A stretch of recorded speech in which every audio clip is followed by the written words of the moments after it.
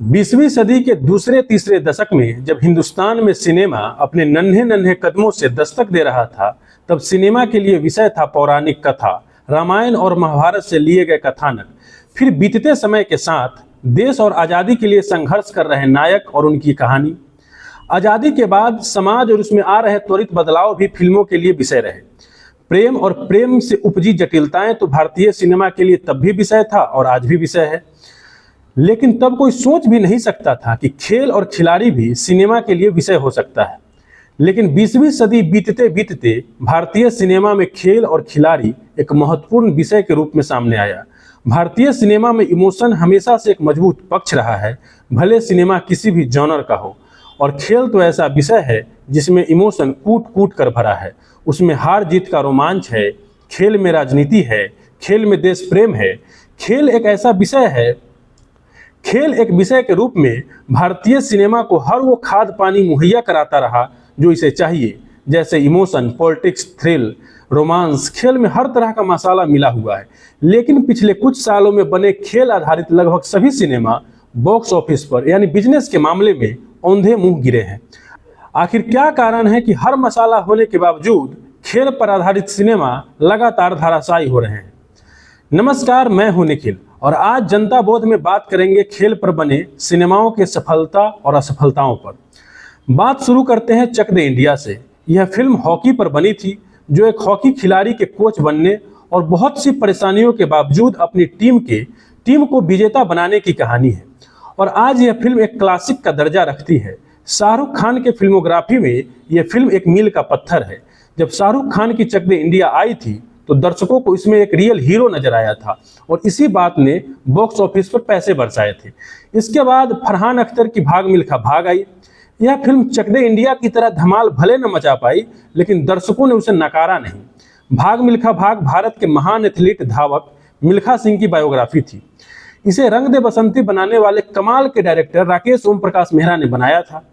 इसके बाद नीरज पांडे की MS Dhoni the untold story I और छा गई। इन फिल्मों की सफलता से निर्माता निर्देशकों को लगा कि खिलाड़ियों के जीवन को सुनहरे पर्दे पर दिखाना फायदे का सौदा है, क्योंकि आमिर खान की दंगल और सलमान खान की सुल्तान दोनों ही फिल्में ब्लॉकबस्टर रही। यहीं पर फिल्म जगत चूक गया और विषय की भेड़ चाल में फंस गया। सुरमा, साइना, शाबाश मिट्ठू ऐसी ही फिल्में हैं जो पर्याप्त दर्शक नहीं जुटा पाई। बीते कुछ समय में हिंदी सिनेमा में खेल आधारित फिल्में लगातार फ्लॉप हो रही हैं।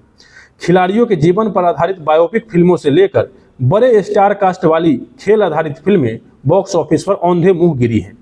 हिंदी सिनेमा में खिलाड़ियों के जीवन पर आधारित फिल्मों को बनाने का चलन भाग मिल्खा भाग और MS Dhoni the untold story की कामयाबी के बाद शुरू हुआ, मगर उन फिल्मों के हिस्से वैसी सफलता नहीं आई।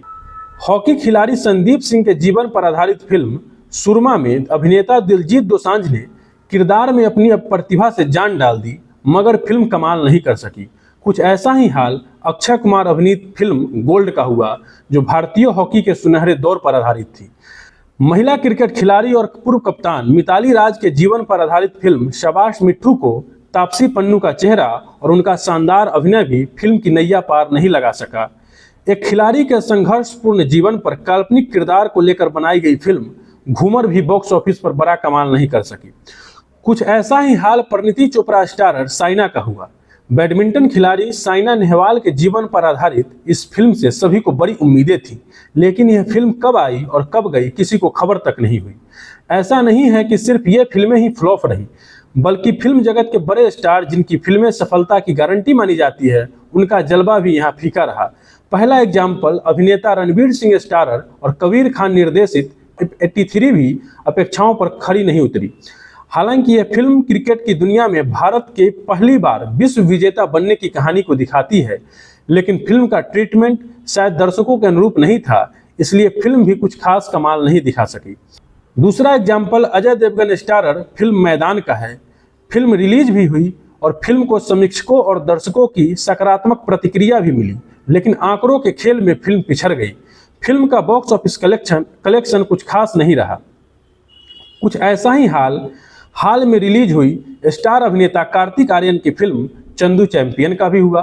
चंदू चैंपियन को कार्तिक आर्यन का चेहरा, साजिद नाडियाडवाला का प्रोडक्शन और कबीर खान का निर्देशन भी फिल्म को मुनाफा नहीं दिला सका। समीक्षकों और दर्शकों की तारीफ के बावजूद फिल्म का कारोबार घाटे में रहा। यह तो बात हो गई खेल पर बनी फिल्मों की और उनकी असफलताओं की, लेकिन असफलताओं के पीछे क्या कारण है उस पर भी बात करना जरूरी है। इन फिल्मों के असफलताओं के पीछे मूल रूप से दो बातें नजर आती हैं। पहला, हिंदी सिनेमा का दर्शक कुछ नया देखना चाहता है, जबकि खेल आधारित फिल्मों की परिपाटी या उनका ट्रीटमेंट एक जैसा होता है। जैसे खिलाड़ी को पहले परिवार समाज द्वारा सपोर्ट नहीं मिलता, वह दुत्कारा जाता है, वह लगातार मेहनत करता है, उसके समर्पण और निरंतर प्रयास की राह में रुकावट आती है, साजिशें होती हैं। अंत में वह व्यक्ति निखर कर बेहतर खिलाड़ी बनकर विश्व स्तर पर अपनी चमक भी बिखेरता है। यह कहानी हिंदी सिनेमा के दर्शक अलग अलग खिलाड़ियों के फिल्मों में कई बार देख चुके हैं। अब दर्शकों के भीतर इस तरह की कहानी के लिए कोई विशेष रोमांच नहीं है। खिलाड़ियों के जीवन पर आधारित बायोपिक फिल्मों की असफलता का एक और बड़ा कारण आईपीएल है।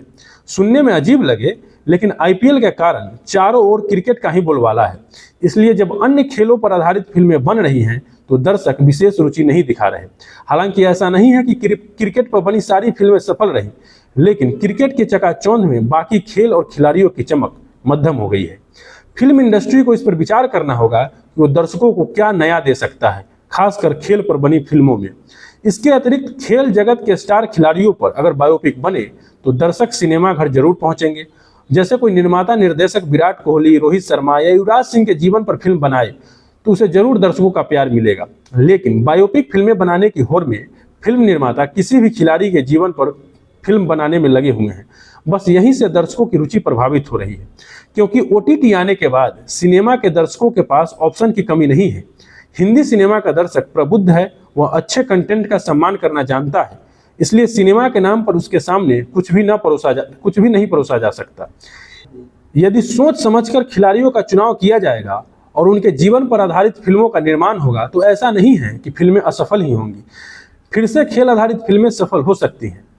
धन्यवाद, आभार। मैं निखिल कुमार। आपने इनमें से कौन सी फिल्में देखी हैं या कौन सी देखना चाहते हैं, कमेंट करके बताएं। हमारे चैनल को सब्सक्राइब करें और जनता बोध के फेसबुक पेज को भी फॉलो करें।